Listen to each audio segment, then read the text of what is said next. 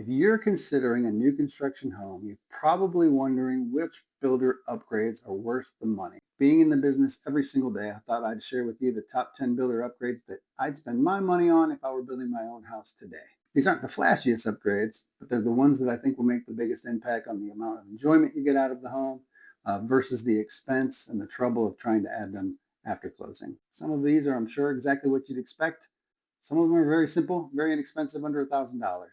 My philosophy is simple. Spend your money on the things that are going to be expensive or impossible to change later. Save your money on the things that you can go ahead and upgrade over time. Basically, buy structural, upgrade cosmetics later. If you're new here, and I know you are because this is the first video I've ever made, my name is Steve and I help buyers buy new construction properties in the Atlanta area. So I spend pretty much every day talking to buyers about these exact decisions. My goal with this channel is simple: help buyers make the best decisions when they're considering new construction real estate. So here are the 10 builder upgrades I'd be most willing to pay for in no particular order. The laundry room sink. It's not glamorous. No one's ever walked into a house and said, "Hey honey, come check out the laundry room sink," but they are incredibly useful. Wash your dog, wash your shoes, soak a shirt, clean your paintbrushes. You'll thank me later. I cleaned my paintbrushes in the kitchen sink one time and my wife loved it. Told me to just keep doing that as much as I'd like. Laundry room sink, 5 stars. Do it. Number 9, additional electrical outlets. I didn't build my current house, but the previous owners built it for themselves and they put electrical outlets everywhere. And it has been so helpful. I can't think of one time in the years we've been here that I've wanted to plug something in somewhere and didn't have the proper outlet. They are everywhere. And it's convinced me that when I build my next house, I'm going to have outlets everywhere. It just provides an enormous amount of enjoyment for the home. And if you try to add them after closing, you've got to get an electrician involved. They're going to knock holes in the drywall. So you're going to have to patch the holes. You're never going to match the paint perfectly. So you're probably going to have to paint the whole entire wall, possibly the whole room. It can be a pain. So I say spend that money on the electrical outlets up front. You'll be able to enjoy those throughout your entire ownership of the house. Number 8, covered patio. Georgia summers are so hot. Spend your money with confidence on a covered patio. Worth every penny. Because picture this, it's a Friday night, the burger's on the grill, friends are over, it's 95 degrees out, the sun is beating down, you're hot and sweaty, and you're thinking to yourself, Steve told me to get the covered patio and I ignored him. I'm not a bad person, but I make bad decisions sometimes. Now, if the back of your home is shaded from the afternoon sun, I could understand deciding against it, but in most cases, just get it. It should also make the home more appealing when you eventually sell, but honestly, I'd buy it for the enjoyment you'll get while you live. Covered patio, 5 stars, get it. Number 7, additional windows. Natural light is the way to go, and adding additional windows with the builder is relatively inexpensive.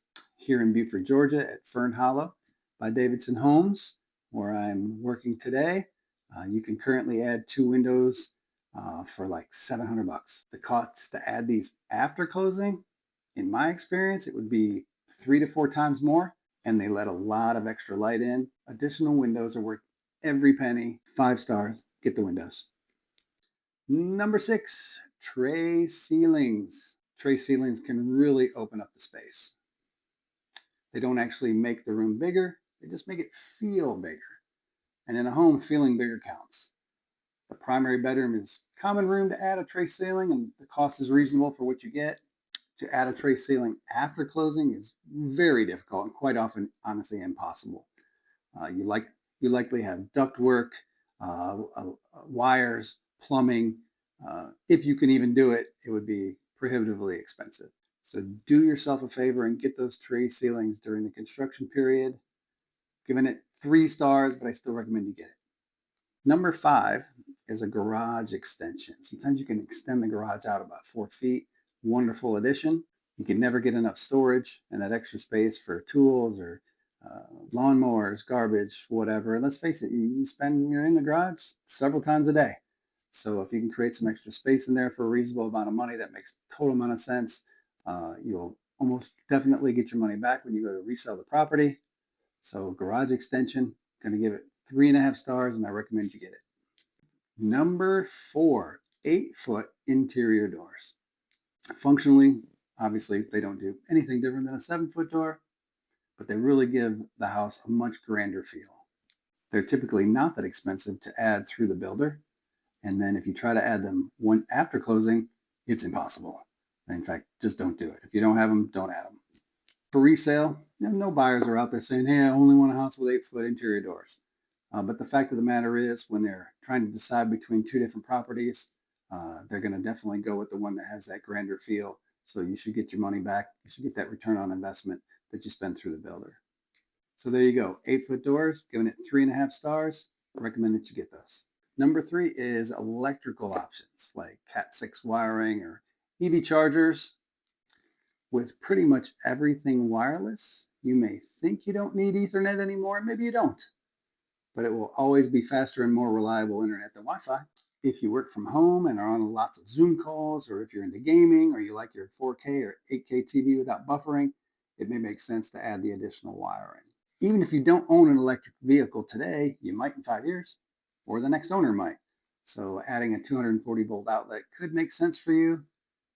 To add either of these options after closing would again involve an electrician cutting holes in drywall that'll need to be patched and painted and sanded, and it can be a pain. With extra wiring being a relatively inexpensive option, I'm going to recommend you consider it, and I'm giving it 4 stars. Number 2 really isn't an upgrade, but it's an important feature, so I want to talk about it. An improved lot, a better lot, the best lot that you can get in the community. A great lot is one thing about your home that you're never going to be able to remodel.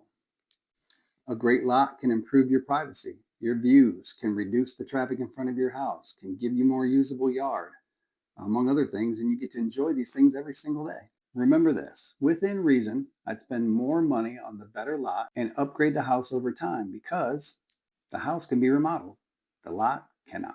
So number 2, the best lot you can afford, get it. And finally, number 1, converting flex space or loft space into an extra bedroom and an extra bathroom.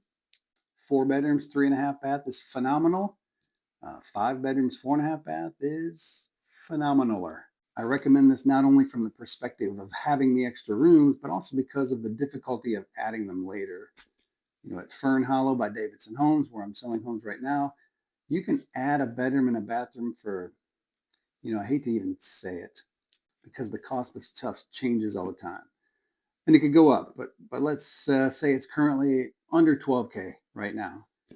To add that exact same space after closing, in the areas I've worked, it would cost north of $30,000, and then add a good 3 to 4 weeks of contractors in and out of the house every day, and the dust that brings to the entire house. So again, number 1, adding a bedroom and bathroom in lieu of loft or flex space. 5 stars, get it. So that's my list. Top 10 builder upgrades that I'd spend my own money on.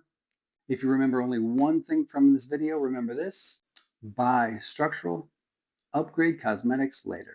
Spend your money on the things that are going to be expensive or difficult or impossible to change after the home's already been built. The countertops, light fixtures, whatever else, that can all be changed after you close. Now, I know that some of you are going to disagree with my list, so tell me in the comments. What's the one builder upgrade that you would absolutely pay for, or what's an upgrade that you think is a complete waste of money? And if you're buying, building, or just interested in new construction, that's what this channel is about. Subscribe, and I'll see you on the next one.